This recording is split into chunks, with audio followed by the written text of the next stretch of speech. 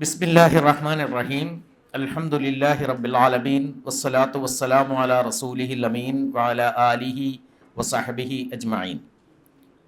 मुहतरम सलीम बट्टीवाला साहब और सहूलत माइक्रो फाइनेंस के और अलबरका सोसाइटी के जिम्मेदारान और मुहतरम मेहमानान, अस्सलामु अलैकुम वरहमतुल्लाह।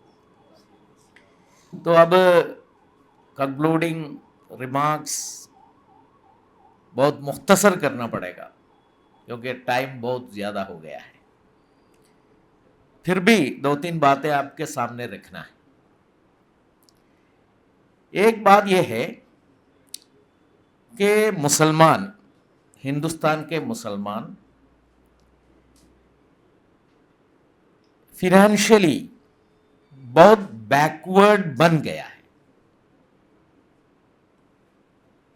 ऐसा नहीं था, लेकिन कई वजूहात से बैकवर्ड बन गया है। उसको ऊपर उठाने की जरूरत है और किसी कम्युनिटी को, एक सोसाइटी में, एक मुल्क में कोई वजन होना है। वो मुल्क के जीडीपी में, उनका टोटल आमदनी में वो कम्युनिटी का कोई कंट्रीब्यूशन होना चाहिए। अगर आपके मुल्क के आमदनी में आपका कोई कंट्रीब्यूशन नहीं होगा तो आपको इज्जत के साथ इस मुल्क में रह नहीं सकता। आपके बारे में लोग सोचेंगे आप इस मुल्क का बोझ है। तो आसाम के मुसलमानों को देखिए, 30% मुसलमान है वहां, लेकिन वो मुसलमानों को यहां से निकालने के बारे में सोच रहे हैं। उसके लिए एनआरसी वगैरह वहां इम्प्लीमेंट कर रहा है और पूरे तौर पर एविक्शन हो रहा है।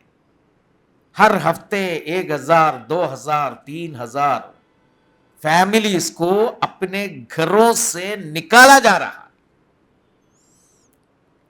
क्योंकि आपका कोई कंट्रीब्यूशन यही नहीं है इस हिंदुस्तान के बनाव में। आप जाओ यहां से। तो हमारे कम्युनिटी के हौसला के लिए, उसका जुर्अत के लिए, इज्जत के साथ यहां रहने के लिए इस हिंदुस्तान के फिनेंशियल एक्टिविटीज में हमारा रोल होना चाहिए और जीडीपी में हमारा कंट्रीब्यूशन होना चाहिए। उसके लिए मुख्तलिफ काम हम शुरू किया है। सबसे गरीब लोग कौन है? वो नॉन प्रोडक्टिव पुअर कहते हैं। वो पुअर है, पॉवर्टी है। वो पॉवर्टी के वजह से वो जिंदगी गुजारना उनका मुश्किल है, लेकिन किसी तरह कोई आमदनी बनाने की पोजीशन में वो नहीं है। उनको हम कहते हैं नॉन प्रोडक्टिव पुअर। उसमें बूढ़े लोग हैं और फिजिकली चैलेंज्ड लोग हैं, मेंटली चैलेंज्ड लोग हैं और बहुत बड़े बीमार से मुतासिर लोग हैं। इस तरह के लोग और उनके घर वालों को हम मदद ही करना चाहिए। वो मुसलमानों के अंदर ज़कात का सिस्टम है।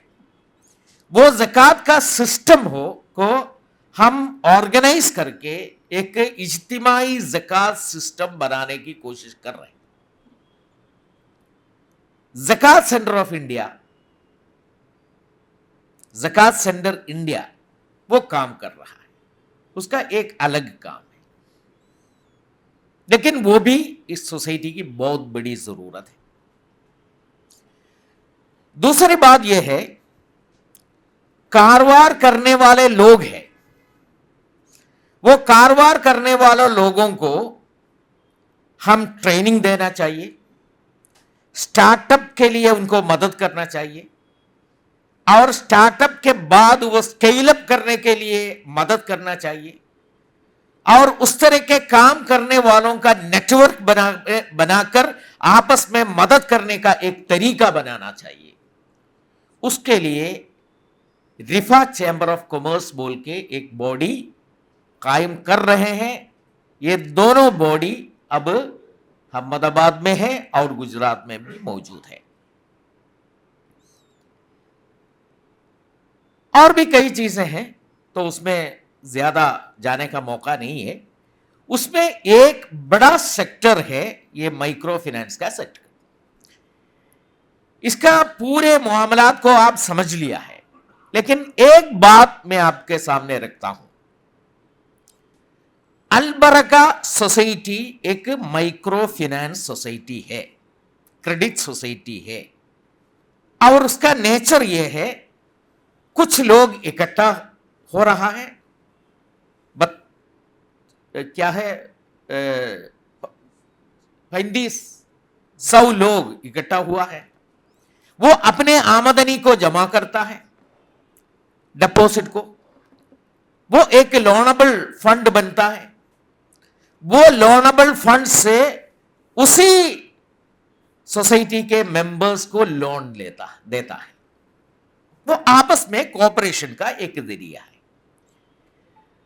ये सोसाइटी डोनेशन नहीं ले सकता है,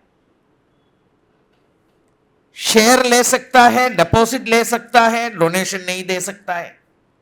तो इस तरह के सोसाइटीज 121 ब्रांच हिंदुस्तान में कायम हुआ है, और उसका परफॉर्मेंस का रिपोर्ट आपने देखा।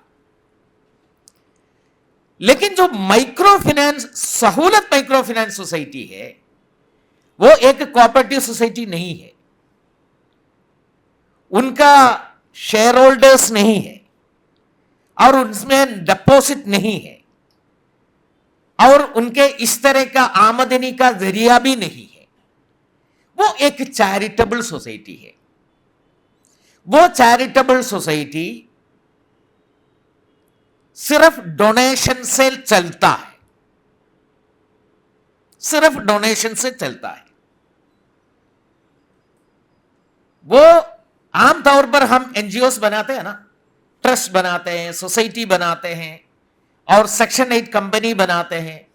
उस तरह का एक चैरिटेबल सोसाइटी एक्ट के मुताबिक रजिस्टर किया हुआ सोसाइटी है सहूलत माइक्रो फाइनेंस सोसाइटी। यह सहूलत माइक्रो फाइनेंस सोसाइटी 2010 से अब 15 साल काम किया है। 15 साल काम किया। वो एक आइडिया प्लॉट किया, वो आइडिया के बारे में सोचा, और दुनिया भर सफर करके माइक्रो फाइनेंस इदारों के बारे में मालूमात हासिल किया, और हिंदुस्तान के सारे जो रिलेटेड बाइलो से, रूल से, फेयर प्रैक्टिस कोड से सब समझने की कोशिश किया, और शरिया कंप्लेंट्स को देखा। तो एक वे बहुत नैरो वे है। हिंदुस्तान के सिस्टम और शरिया कंप्लेंट्स को साथ लेकर चलने को जो नैरो वे है, वो नैरो वे में चलने के लिए एक चीज बनाई है, एक सिस्टम बनाई है, एक मॉडल बनाई है। वो मॉडल जब 2010-12 तक सिर्फ ड्रीम था, कुछ लोगों को ख्वाब था।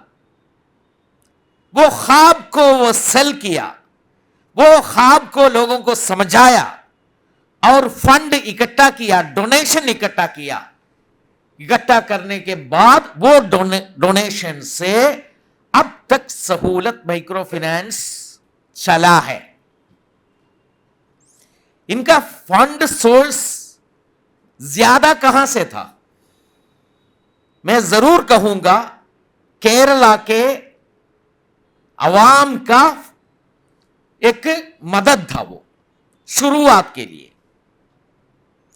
मलयाली लोग जब केरला में रहते हैं और बाहर रहते हैं, ये लोग बड़े पैमाने पर मदद करते रहे इसको कायम करने में। अब ये ड्रीम नहीं है, अब ख्वाब नहीं है, अब आपके पास एक सामने एक प्रोफाइल है। 15 साल के अंदर इतना काम हमने किया है। और आगे भी ख्वाब है, वो 10,000 करोड़ तक लेकर जाने का ख्वाब है। मैं आपसे ये कहना चाहता हूं, जो लोग यहां अहमदाबाद के शहर के मुअज़्ज़िज़ीन यहां इकट्ठा हुआ है, आगे का जो जर्नी है, वो जर्नी में आपका मदद हमको मिलना चाहिए। खास तौर पर फिनेंशियल मदद मिलना चाहिए। सहूलत माइक्रो फाइनेंस सोसाइटी को कायम रखने के लिए, उसका दायरा बढ़ाने के लिए फिनेंशियल मदद आप लोगों की जिम्मेदारी बन गई है, सोशल आपके जिम्मेदारी है। ये आप गुजरात में रहते हैं, लेकिन हमारे सामने बहुत बड़ा एक मामला आसाम है, बिहार है, यूपी है और झारखंड है। आप जानते हैं कितने परसेंट मुसलमान वहां रह रहे हैं? 63% मुसलमान, हिंदुस्तान मुसलमानों के 63% इस इलाके में रह रहे हैं। नॉर्थ इंडिया के eastern part, north east India में और नॉर्थ इंडिया में रह रहे हैं। उनको अगर हम अन होल्ड करना है, उनके वहां के जो कारोबार है और कॉटेज इंडस्ट्री से उसको पकड़कर रखना है, ये स्कीम को बड़े पैमाने पर वहां लेकर जाना चाहिए। उनको हैंड होल्ड करना है, उनको हमारे साथ लेना है। इसके लिए आइंदा दिनों में हम सहूलत माइक्रो फाइनेंस सोसाइटी काम करने का इरादा रखते हैं।